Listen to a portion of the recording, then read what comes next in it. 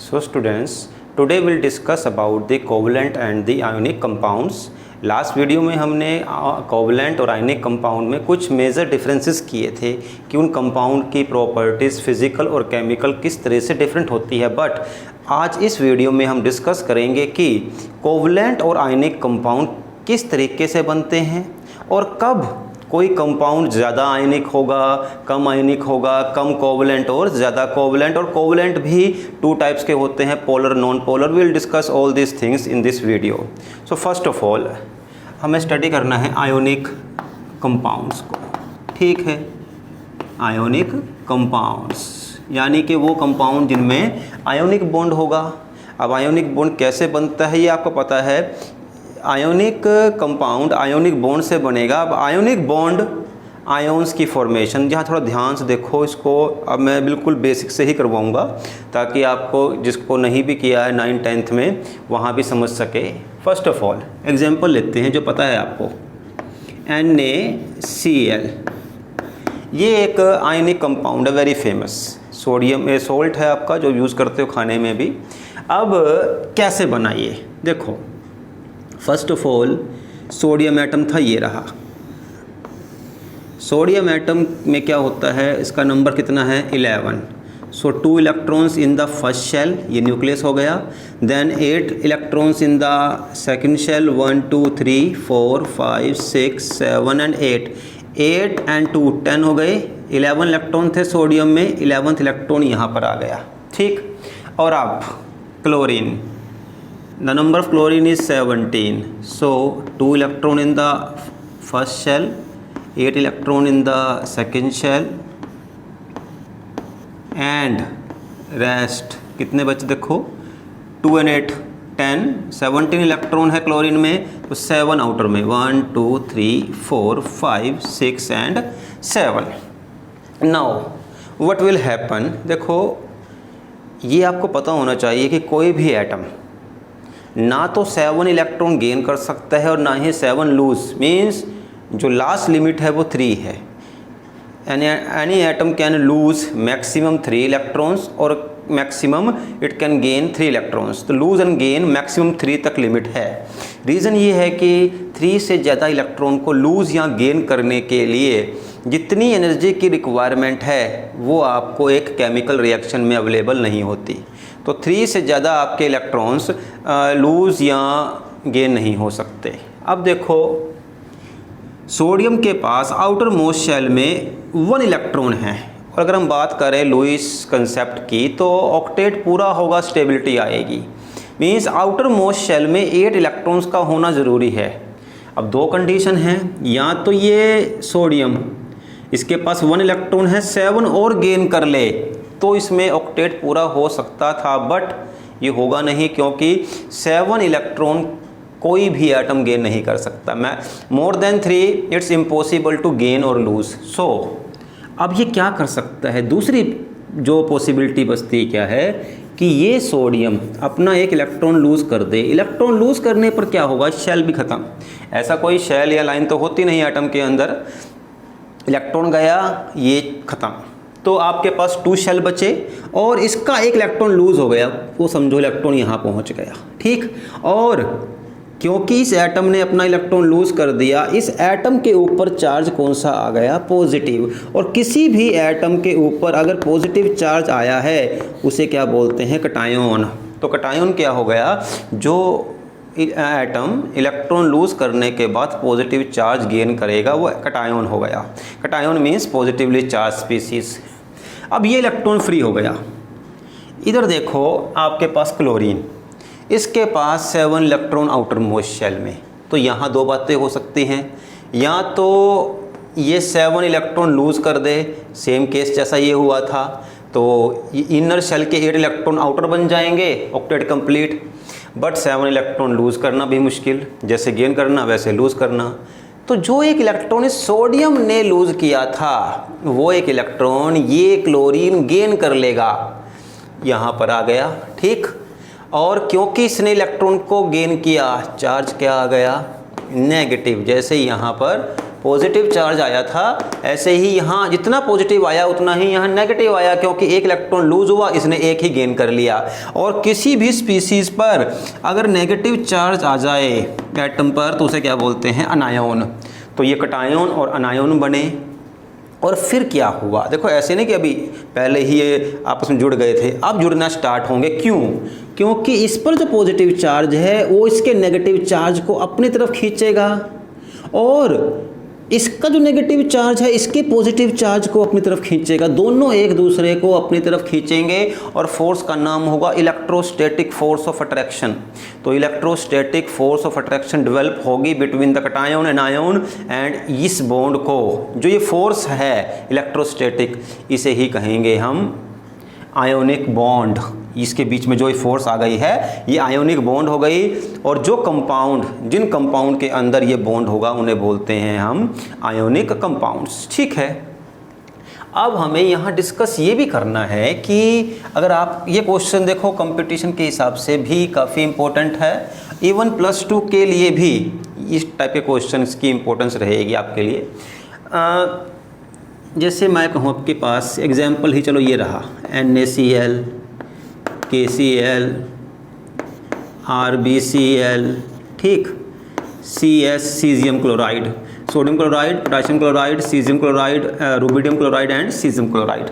अब बताओ इसमें कौन ज़्यादा आयोनिक है, कौन सा कम आयोनिक है, कैसे पता लगाएं? ऐसे ही हो सकता है मैंने यहाँ पर तो चलो ये ले लिया, इसके अलावा इसको मैं इसको सेम रखूं और कटायन को चेंज करूं। जैसे मान लो मैं कहता हूं कि आपके पास ये है MgSO4। तो इस तरीके से बहुत सारे कंपाउंड आएंगे जहां आपको उसका ऑर्डर देना होगा, कौन ज़्यादा आयोनिक है, कौन कम आयोनिक। तो सुनो, इसके लिए कोई क्रैमिंग की ज़रूरत नहीं है, जस्ट सिंपल सी थ्योरी अप्लाई करनी है और ये आपको सारे के सारे समझ आ जाएंगे। मीन्स रटने की ज़रूरत नहीं है, ऐसे तो बहुत सारे एग्जाम्पल बन जाएंगे। You can't count this examples, जितने एलिमेंट हैं एक एक एलिमेंट आपस में अलग अलग से रिएक्ट करे तो बहुत सारे बन जाएंगे। तो यहाँ पर याद क्या रखना है आपको, रूल्स हो क्या होते हैं, सिंपल सी बात है। यहाँ पर देखो मैं इसी एग्जाम्पल से करता हूँ, NaCl वाले से ही। फर्स्ट ऑफ ऑल Na क्या करेगा, देखो Na अपना इलेक्ट्रॉन लूज़ करेगा, Na ने इलेक्ट्रॉन लूज़ किया। अब जो पढ़ा हुआ है पहले हमने 3rd चैप्टर में वो यहाँ पर काम आएगा। कोई भी एटम जिसमें से इलेक्ट्रॉन को निकालना हो कुछ एनर्जी लगेगी। What we call this energy is known as enthalpy of ionisation. यानी कि हमें सोडियम को कुछ एनर्जी देनी पड़ेगी, और जब कभी हम किसी एटम को एनर्जी देते हैं उसको हम पॉजिटिव में लिखते हैं। देखो एनर्जी की भी दो हमारे पास सिंबल होते हैं। अगर पॉजिटिव एनर्जी का मतलब है हमें उस एटम को, मॉलिक्यूल को या उस सिस्टम को एनर्जी देनी पड़ रही है, और अगर एनर्जी बाहर आए मीन्स रिलीज़ हो उस रिएक्शन में, उसे नेगेटिव लिखते हैं। इसका मतलब एक्सोथर्मिक के लिए नेगेटिव, एंडोथर्मिक के लिए पॉजिटिव। अब क्योंकि देखो ये एटम है, आपने इसको एनर्जी दी, इसका मतलब पॉजिटिव एंडोथर्मिक रिएक्शन, ठीक। तो कुछ एनर्जी दी और ये क्या बन गया, Na पॉजिटिव और इलेक्ट्रॉन निकल गया। अब थोड़ी चीज़ें जो आपको आहिस्ता आहिस्ता केमिस्ट्री के साथ आनी चाहिए, मतलब बहुत ही कॉमन सी बातें हैं। देखो कि आपके पास जो ये कटायन बना ये कितना स्टेबल है और कितना ईजिली बना। और देखो दोनों आपस में जुड़ी बातें हैं, जितना ईजिली बना होगा उतना ही स्टेबल है, और जितना स्टेबल है उतना ही ईजिली बना होगा। दोनों बातें एक दूसरे की कॉम्प्लीमेंट्री हैं कि अगर कोई चीज़ स्टेबल है तो वो ईजिली बन गई होगी, और अगर ईजिली नहीं बन पाई है इसका मतलब वो फिर स्टेबल भी नहीं रहेंगी। अब कटायन का बनना ज़रूरी है, और जितना ईजिली बनेगा उतना अच्छा आयोनिक कंपाउंड बनेगा आपका। मीन्स जो आपको आयोनिक कंपाउंड बनाना है उसके लिए ज़रूरी है कि आपका कटायन ईजिली से ईजिली बने। कैसे बनेगा, जब इलेक्ट्रॉन निकलेगा। अब कटायन को निकलने के लिए चाहिए एंथैल्पी ऑफ आयोनाइजेशन, यानी कि जिस एटम की एंथैल्पी ऑफ आयोनाइजेशन कटायन के लिए सबसे कम होगी वो बहुत ईजिली बनाएगा आपका कटायन, और वो कंपाउंड आयोनिक कंपाउंड भी ईजिली बनाएगा। जैसे एग्जांपल देखो, सोडियम, पोटाशियम, रुबिडियम, सीजियम, ये सब फर्स्ट ग्रुप के मेंबर्स हैं। पता है हमें डाउन द ग्रुप जाओगे साइज़ बढ़ेगा, इसके 2 शेल, 3 शेल, 4 शेल, साइज़ बढ़ता चला जाएगा। साइज़ बढ़ने से क्या होगा, न्यूक्लियस मान लो कि इसका साइज़ ये है, ठीक, ये न्यूक्लियस है, चलो साइज़ इतना मान लेता हूँ, बड़ा हो गया और भी, तो जितना इलेक्ट्रॉन दूर होगा उसको लूज़ करना इतना ही आसान है। इसका मतलब कटायन जैसे जैसे डाउन द ग्रुप जाएगा, मीन्स वो एटम जिसने इलेक्ट्रॉन लूज़ करना है, जैसे जैसे वो डाउन द ग्रुप जाएगा कटायन ईजिली बनेगा, तो उस केस में क्या होगा, वो एक अच्छा आयोनिक कंपाउंड बनाएगा। देखो मैंने एग्जांपल अभी लिया था यहाँ पर NaCl, KCl, RbCl and CsCl। देखो जरा ध्यान देना, देखो ये कहीं पर भी आए, चाहे बोर्ड में आए, कंपटीशन में कहीं पर भी आए, जब भी पूछेंगे एक चीज़ हमेशा फिक्स रहेगी। जैसे यहाँ पर Cl फिक्स है, कटायन अनायन में से एक चीज़ कांस्टेंट रहेगी, दोनों को हम वेरी नहीं कर सकते, फिर आपका आंसर नहीं आएगा, ना आप निकाल सकते। उसके लिए फिर न्यूमेरिकल है, वो आपके पास है नहीं सिलेबस में, तो एक चीज़ कांस्टेंट आएगी। तो यहाँ देखो अनायन तो फिक्स हो गया, उसकी बात करेंगे ही नहीं, कटायन की बात करनी है। तो जब आपके पास कटायन जितना ईजिली बनेगा उतना स्ट्रॉन्ग आयोनिक कंपाउंड होगा। इसका मतलब क्योंकि सोडियम में से इलेक्ट्रॉन को निकालना मुश्किल है, सबसे आसान कहाँ पर है, सीजियम में से, इसीलिए सीजियम क्लोराइड जो है ये बनाएगा सबसे strong ionic compound. Caesium chloride का आयोनिक कंपाउंड सबसे स्ट्रॉन्ग बनेगा इन सबके क्लोराइड कंपाउंड में से। क्यों? क्योंकि उसका कटायन ईजिली बन रहा है। ठीक, पहली बात। यानी कि अगर मैं इसको इनडायरेक्टली बोलूँ तो वो कंपाउंड जिनमें एंथैल्पी ऑफ आयोनाइजेशन कम से कम है, कम से कम, वो उतने ही स्ट्रॉन्ग आयोनिक कंपाउंड बनाएंगे। पहली बात ये एक ही डिस्कस हुआ है अभी हमारे पास, ठीक है, कि आपके पास एंथैल्पी ऑफ आयोनाइजेशन कम से कम होनी चाहिए कटायन के लिए, तो आपका आयोनिक कंपाउंड स्ट्रॉन्ग बनेगा। अब देखो इसको मैं अगर अब चेंज करूं, जैसे हमने क्या किया था, यहाँ पर लिया था पहले तो NaCl, ठीक, MgCl। अब क्या करते हैं, कटायन को सेम रखें बट अनायन को चेंज कर दें, जैसे कि Na2SO4, ठीक। अब क्या होगा, देखो अब आपके पास कटायन तो सेम है, कटायन तो सेम है बट अलग क्या हो गए, अनायन। अब निकालना हो आपको कि इलेक्ट्रॉन गेन एंथैल्पी, या फिर मैं इससे भी आसान लेता हूँ एक और भी जो आपने किया हुआ है, एक्चुअली वही एग्जांपल आपको बेटर समझ आएगा जो पहले किया हुआ है। देखो जैसे मैं लेता हूँ, अगर इसमें एक्सेप्शन भी नहीं लेंगे, अगर मैं लेता हूँ फ्लोरीन तो एक्सेप्शन आ जाएगा, सिंपल रूल के मुताबिक NaCl और NaBr, ये ले लेते हैं, सबसे बेस्ट एग्जाम्पल रहेगा आपको समझने के लिए भी। अब देखो Na तो यहाँ कॉन्स्टेंट हो गया, तो कटायन तो सेम ही है, कटायन यहाँ भी ऐसा यहाँ भी ऐसा, तो इन दोनों में से कौन ज़्यादा आयोनिक होगा, तो अब हमें देखना पड़ेगा अनायन को। अब पता है हमें, मान लो ये जैसे NaCl ही है, ठीक, अनायन क्या करेगा, इलेक्ट्रॉन को गेन करेगा, और हम पढ़ चुके हैं 3rd चैप्टर में ही। दोबारा देखो आपके पास हमेशा चलता रहेगा ये प्रीवियस, अगर आपके चैप्टर्स कंप्लीट नहीं हैं, अच्छी तरीके से समझ नहीं आए हैं, तो फर्दर मुश्किल आती रहेगी। तो आपके पास एक अच्छा ऑप्शन है, वीडियोस पड़े हुए हैं, उन्हें देखो दोबारा से। जब भी इलेक्ट्रॉन एंटर होगा तो एनर्जी में चेंज आएगा, उसे क्या बोलते हैं, इलेक्ट्रॉन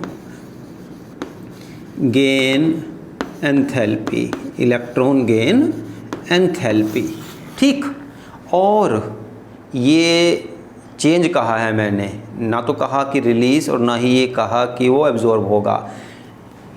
ये एनर्जी नेगेटिव भी हो सकती है और पॉजिटिव भी। नेगेटिव का मतलब होता है रिलीज़ होना, पॉजिटिव का मतलब क्या होता है, एब्जॉर्ब करना, उसको देना, ठीक है।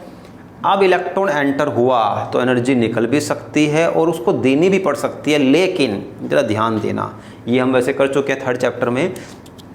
इलेक्ट्रोनेगेटिव एलिमेंट मतलब जिनकी इलेक्ट्रॉन को गेन करने की टेंडेंसी हाई है, क्लोरीन की बहुत हाई है इलेक्ट्रॉन को गेन करने की टेंडेंसी, उनकी एंथैल्पी ऑफ आयोनाइजेशन क्या होनी चाहिए, वो होनी चाहिए हमेशा नेगेटिव। मीन्स ये हमने एक लाइन भी की थी कि जितनी ज़्यादा इलेक्ट्रॉन नेगेटिविटी होगी उतनी ही इलेक्ट्रॉन गेन एंथैल्पी भी हाई नेगेटिव होगी। और अच्छी बात है ये, मतलब अगर किसी एलिमेंट की electron gain enthalpy high negative है, इसका मतलब उस एटम की इलेक्ट्रॉन को गेन करने की पावर भी बहुत हाई है। और चाहिए क्या हमें कि ये एटम जो इस एटम ने, जो कटायन ने इलेक्ट्रॉन लूज किया है, अनायन वो इलेक्ट्रॉन को गेन कर ले। और वो गेन कब करेगा? जब उसकी electron gain enthalpy high negative होगी। हाई नेगेटिव का मतलब होता है high tendency to gain electron, ठीक है।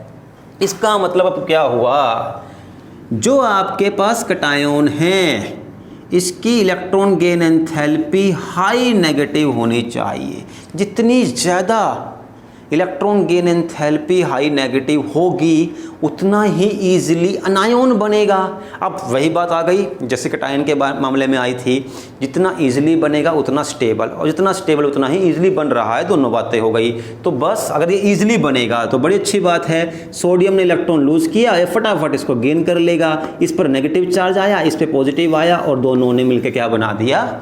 Ionic compound.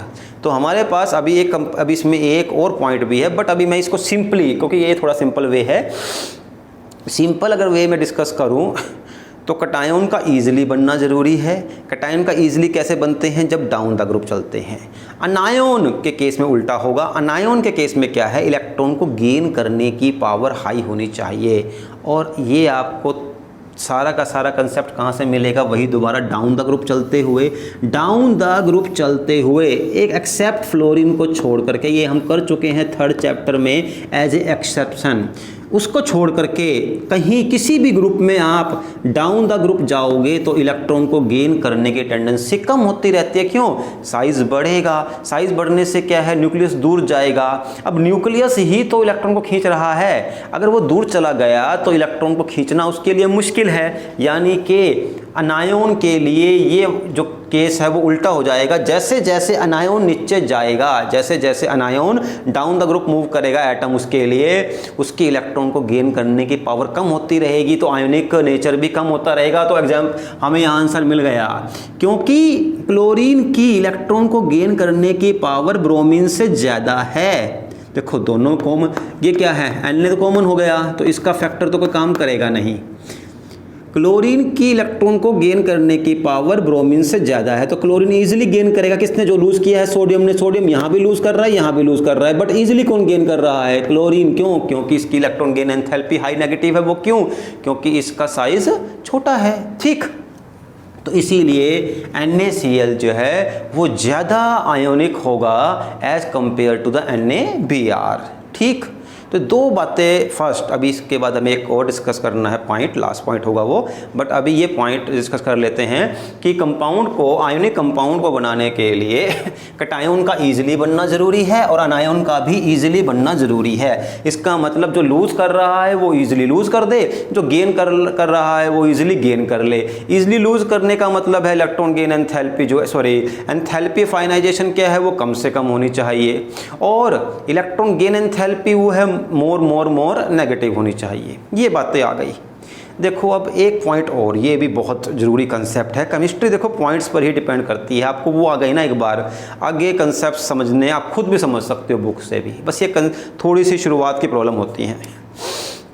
देखो ये रिएक्शन का एक रूल है कि रिएक्शन वही होगी जिसमें नेट एनर्जी का जो चेंज है वो नेगेटिव हो। क्या हो? नेगेटिव। समझाता हूँ क्यों। ऐसा नहीं कि आपको क्रैम करना है पॉइंट, ये नेगेटिव क्यों हो। देखो सिंपल सी बात है, मान लो मैं कहता हूँ कि कोई चीज़ मूव कर रही है, और वो कब तक मूव करेगी? जब तक उसके पास कुछ एनर्जी है। अगर आप उसको धक्का मान लो वो रुक गई, तो क्या है? जब तक आप उसको फोर्स नहीं लगाओगे वो मूव नहीं करेगी। अब जैसे ही आपने फोर्स लगाना बंद कर दिया वो वहीं पर रुक गई। और नेगेटिव का मतलब क्या होता है? नेगेटिव का मतलब होता है कि वो चीज़ अपनी एनर्जी को रिलीज़ कर रहा है। रिलीज़ करने का मतलब है इस रिएक्शन में अभी इसको ज़रूरत नहीं है एनर्जी गेन करने की। अगर मैं कहता तो फॉर एग्जांपल समझो, A + B को C बनने, और दोबारा से C + D को मैं कहता हूँ कि चलो X बन रहा है, जो मर्जी मान लो। इसके लिए साइन नेगेटिव है, इसके लिए पॉजिटिव है। इसका मतलब क्या है? मान लो इसका नेगेटिव है 10, इसका पॉजिटिव भी 10 है, ठीक। इसका मतलब है कि जब C बनेगा तो 10 जूल एनर्जी निकलेगी। अच्छी बात है, वो एनर्जी क्या करेगी? हेल्प करेगी रिएक्शन को करने में, निकल रही है ना। लेकिन पॉजिटिव का मतलब है C+D को X में कन्वर्ट होने के लिए 10 जूल एनर्जी चाहिए, यानी कि हमें वो प्रोवाइड करवानी पड़ेगी, कैसे भी करवाएं, हीट करे, जो मर्जी करे। यानी कि रिएक्शन में जब तक आपके पास सिंबल नेगेटिव आ रहा है, इसका मतलब एनर्जी रिलीज हो रही है और वो खुद ही रिएक्शन को करने में हेल्प करती रहेगी जो एनर्जी रिलीज हुई है। लेकिन अगर आपको रिएक्शन में पॉजिटिव आ रहा है चेंज, वो एनर्जी, वो रिएक्शन तब तक नहीं होगी जितना वो पॉजिटिव है उतनी एनर्जी नहीं दोगे। तो अगर इसकी एनर्जी 10 जूल है पॉजिटिव, आपको 10 जूल देनी पड़ेगी, फिर रिएक्शन स्टार्ट होगी। अब इसी पॉइंट को मैं क्यों डिस्कस कर रहा हूँ, देखो फॉर एग्जांपल मान लो आपका ये A और B, A बना कटायोन और B बना अनायोन। जब ये कटायोन बना तो इसको ज़रूरत थी 15 जूल एनर्जी की। कितनी की? 15 जूल की। बट जब इलेक्ट्रॉन गेन हुआ, एनर्जी निकली 10 जूल। एनर्जी कितनी निकली? 10 जूल। अब देखो ये बाहर से कुछ नहीं होता, केमिकल रिएक्शन खुद ही एनर्जी प्रोड्यूस करके खुद ही रिएक्शन करने वाली है। हम एनर्जी नहीं देंगे, अपने आप ही ये सब मतलब नेचुरल रिएक्शंस हैं। अगर नेचुरल हैं तो अपने आप हो रही हैं, हमने कोई भी इनको एनर्जी नहीं दी। अब अगर इसको सिंपल वे में लें तो यहाँ 10 जूल एनर्जी निकल रही है, इसका मतलब कितना हो गया? -10। और एंथैल्पी ऑफ आयोनाइजेशन हमेशा पॉजिटिव ही होगी, क्योंकि आपको उसके लिए एनर्जी देनी है, इलेक्ट्रॉन को रिलीज करने के लिए देनी है। अगर मैं इन दोनों का सम करूं तो आंसर क्या आएगा? +5 जूल। तो जो बात मैंने पहले कही थी, अगर मैं केवल उसी पॉइंट को ही लूँ, उन 2 पॉइंट को ही, फिर तो ये रिएक्शन बिल्कुल नहीं होगी। पर ये रिएक्शन नहीं होगी क्योंकि सम क्या आया? प्लस का मतलब हमें एनर्जी देनी पड़ेगी, यानी कि नेचुरली ये रिएक्शन पॉसिबल नहीं है। हाँ, लेबोरेटरी में कर सकते हो बाय प्रोवाइडिंग हीट और जो मर्जी करो आप, लेकिन ये रिएक्शन अपने आप नहीं होगी। 5 जूल एनर्जी देनी पड़ रही है। अब केमिकल तो लाएगा नहीं अपने पास से एनर्जी कहीं पर भी, बट फिर भी ये रिएक्शन हो सकती है। किस केस में? तो समझो, देखो एक और पॉइंट है, तीसरा लास्ट पॉइंट है ये मतलब कि आयोनिक कंपाउंड की फॉर्मेशन का, that is known as lattice energy. ये आपके लिए पहला मतलब एक नया पॉइंट हो गया, लैटिस एनर्जी। क्या होता है लैटिस एनर्जी? देखो उसको बड़ा सिंपल वे में लो, जैसे कि चौक है, मान लो ये चौक अपने डस्ट पार्टिकल से मिलके बनी हुई है। ये डस्ट पार्टिकल जब इकट्ठे हुए होंगे ना, इनके इकट्ठे होने से भी एनर्जी निकली होगी। जैसे NaCl है, वो देखो NaCl पाउडर के फॉर्म में नहीं होता है, स्टोन की फॉर्म में होगा, तो क्रिस्टल बोलते हैं उसको। और उस क्रिस्टल, अब जब वो क्रिस्टल बना होगा तो NaCl इकट्ठे, मतलब NaCl नहीं, NaCl जो आयोन्स हैं ये आपस में नज़दीक बहुत सारे NaCl नज़दीक आए होंगे, तो क्या बन गया? एक सॉलिड। उस सॉलिड के बनने पर एनर्जी निकलती है। हमेशा कुछ बनता है ना तो एनर्जी निकलती है, कोई भी कंपाउंड बनेगा तो एनर्जी निकलेगी, और जितनी ज़्यादा एनर्जी निकलेगी उतना ही स्टेबल होगा। तो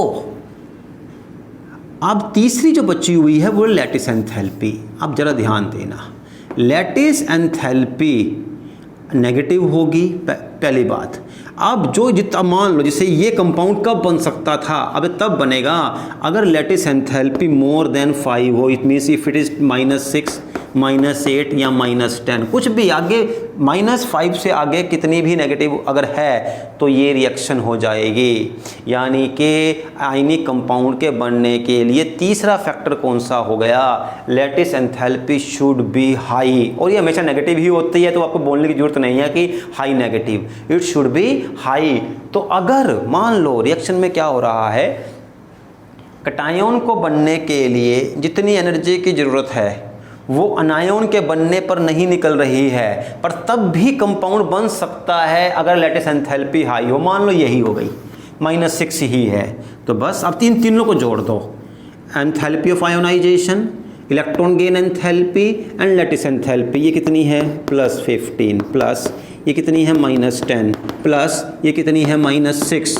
तो कितना हो गया आंसर -1, ये रिएक्शन हो जाएगी। और जितनी ज़्यादा नेगेटिव वैल्यू होगी उतना ही स्ट्रॉन्ग आयोनिक कंपाउंड बनेगा, उतना ही ईजिली बनेगा। ऑल्दो ये आपके पास आंसर ये क्वेश्चन आपके पास आएगा नहीं इस टाइप का, तो आपके सिलेबस में नहीं है जहाँ पर कि आपको नेगेटिव साइन देख के बताना हो। हाँ, कंपटीशन में हो सकता है वो आपको 4 ऑप्शन दे दे कि एक कंपाउंड बन रहा है, मोर एंड मोर नेगेटिव करेगा, तो बताओ कौन सा कंपाउंड मोर स्टेबल है या ईजिली बन रहा है।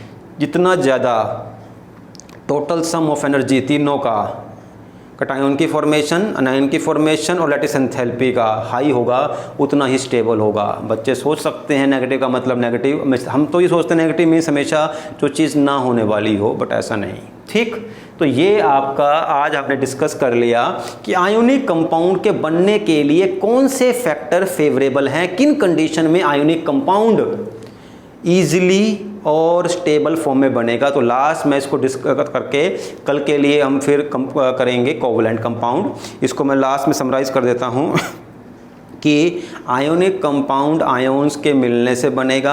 आयोन्स के बीच में, कटायन अनायन के बीच में एक इलेक्ट्रोस्टैटिक फोर्स ऑफ अट्रैक्शन होगी। जितना ज़्यादा पॉजिटिव चार्ज, जितना ज़्यादा नेगेटिव चार्ज, उतना ही स्ट्रॉन्ग आपका आयोनिक कंपाउंड बनेगा। और आयोनिक कंपाउंड कितना ईजिली बनेगा वो 3 फैक्टर पर डिपेंड करता है। कितना ईजिली कटायन इलेक्ट्रॉन लूज कर रहा है, कितना ईजिली अनायन इलेक्ट्रॉन को गेन कर रहा है, और जब आपके आयोनिक कंपाउंड नज़दीक आए और एक सॉलिड बना, that is known as crystal. Means ionic compound क्या बनाते हैं, क्रिस्टल्स। जितना आपके क्रिस्टल फॉर्मेशन में ज़्यादा एनर्जी रिलीज होगी वो भी आयोनिक कंपाउंड को बनने में हेल्प करेगी।